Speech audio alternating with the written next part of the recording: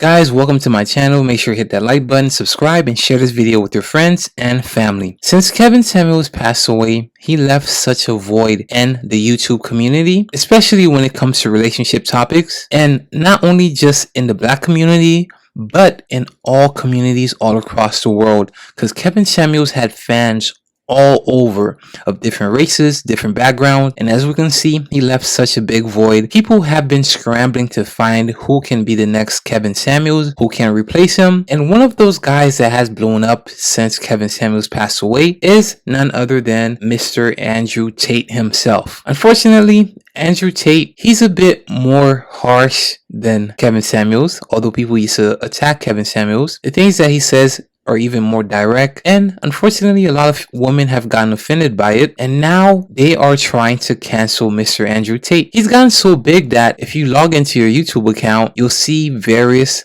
channels covering him and the things that he discussed. So right here we have a post that says Andrew Tate is teaching young boys to be violent, misogynist. It's time for social media platforms to do something. So this post is asking for him to get canceled. So they had other posts right here, talked about who Andrew is. They said that he said that women are men's property and that victims should bear some responsibility for their attacks. Last month he was googled more than Donald Trump and Kim Kardashian combined. That is crazy. 11.1 billion views. Hashtag Andrew Tate. This man has blown up a lot, guys. And there's other posts. I'm not gonna play them because I don't want to make the video too long, but I'll have a link in the description. You can check it out for yourself.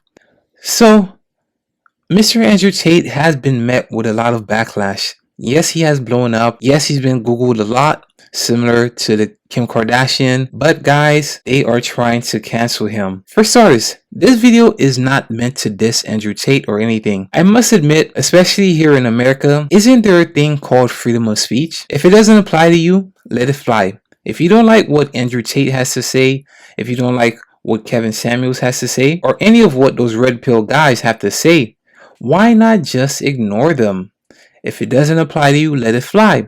But no, people try to get them canceled and waste their energies on them. It makes no sense. Maybe I'm the crazy one. There's plenty of people on YouTube which I do not agree with their ideologies, but instead of wasting my energy on it, I simply just ignore it. One thing about the entire Red Pill community, I must admit, although they are teaching men how to be better men, how to focus on self-improvement, and also the natures of women and how to protect themselves. It's great, but I must admit, some of the things that they say are not very realistic in everyday life. For example, one of the things that they talk about is that a woman should be okay with sharing you. But let's be real, if you're just Brad, the accountant making $50,000 a year, more than likely you're not gonna meet a woman that's willing to share you. Let's be real. The average guy isn't gonna come across or bring the type of income that'll allow him to experience what it's like to have a woman that is willing to just share him.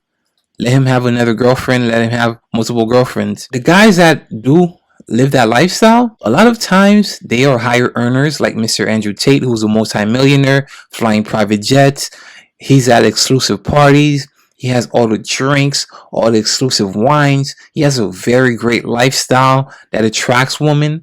And of course, to be a part of that lifestyle, one of the rules is you have to be okay with sharing him. So of course, women are going to abide by that rule. But the everyday average guy, you're not going to be living that type of lifestyle. And more than likely, the chances of you becoming the next Andrew Tate is slim to none. Let's be real. Yes, we know that women can be dangerous and all that. But at the end of the day, most guys, which it's also in their nature, they do feel the need to procreate, and they feel the need that one day, maybe not now, as they get older, to have kids, to pass down their genes, to continue to extend their bloodline and settle down. Yes, it's a gamble. Yes, it's dangerous.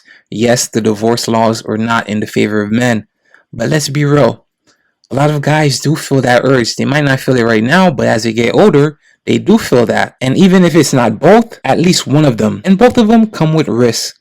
We know the court system is not on the guy's side when it comes to child support, nor is it on the guy's side when it comes to divorce. So both routes have their risks. When it comes to relationships, let's be real, they are all a gamble.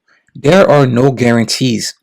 But statistically speaking, the best situation for a child to be in is to be raised by both of their parents and to be in the same house with both of their parents. But oftentimes you'll find in the red pill community that they will preach against cohabitating with a woman.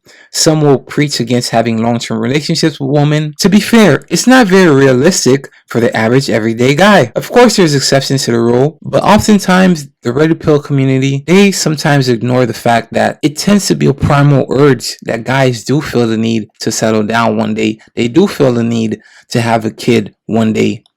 And to be fair, the best situation is for both parents to be in the household together and raise a kid. Another thing that they do ignore sometimes is that men are humans and men do have feelings. So even if you're a guy who has a roster of women, there will always be at least one or two that you come across and that you naturally just get along with, that you like more than the others.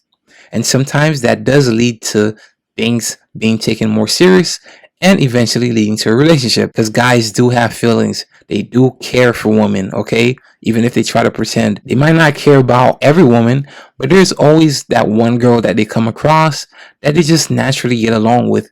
The vibe is always good. They get along with. She's respectful. She treats him nice. And even if he's a player, he starts singing, "I don't want to be a player no more. I'm not a player, I just crush a lot." Also, when it comes to having a roster of women, not only can it be very time consuming, which sounds better on paper than in actuality, and the time can be spent self-improving yourself, a roster can only last for so long. Some of the girls will catch feelings. Some will ask, where is this heading? Where is this going? They're going to try to push you for a relationship. And even if both of you agree to keep things casual, eventually somebody catches feelings.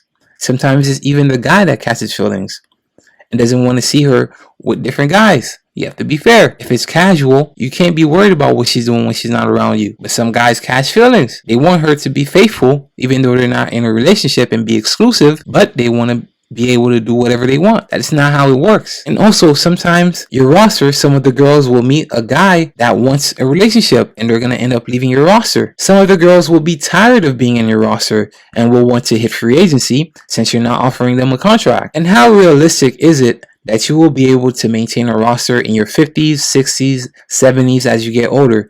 It gets tiring, and very few men will be able to handle it for a long period of time. Very few men will ever end up being Hugh Hefner or being the next Andrew Tate. These are just some of the few things that the red pill ideology doesn't make it clear to guys, and sometimes they brush over, they ignore. And this isn't intended to take shots at the community. You guys are doing a tremendous job at helping guys, because a lot of guys, they don't have a father, they don't have a big brother in their lives, they don't really know the nature of women, and these guys are helping them with self-improvement. But you have to be realistic. Not every guy is going to be the next Andrew Tate. Not every guy will experience flying private jets, driving exotic cars, flying all over the world to different countries, and living a lifestyle that you only see on TV. Very few guys will ever experience that. Very few guys will ever have the chance to be the next Andrew Tate. So we have to be realistic. And honestly, overall, although I don't agree with everything that Andrew Tate says, there is a lot of truth to things that he says,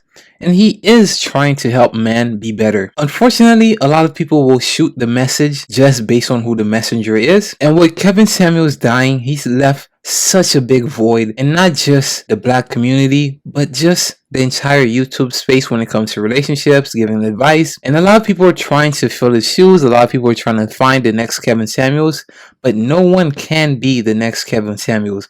He had the perfect combination of being funny, charming, quick comebacks, able to debate intellectually, and to do all of that all at the same time. Rest in power is Uncle Kev. And Andrew Tate, I wish you all the best. Honestly, I do not see a reason for you to get canceled. It's freedom of speech. If you don't like the things that he's saying, just ignore him. If it doesn't apply to you, let it fly. There's no need to be out here trying to cancel everyone that you disagree with online. So guys, let me know what you think. Should Andrew Tate get canceled? I am out.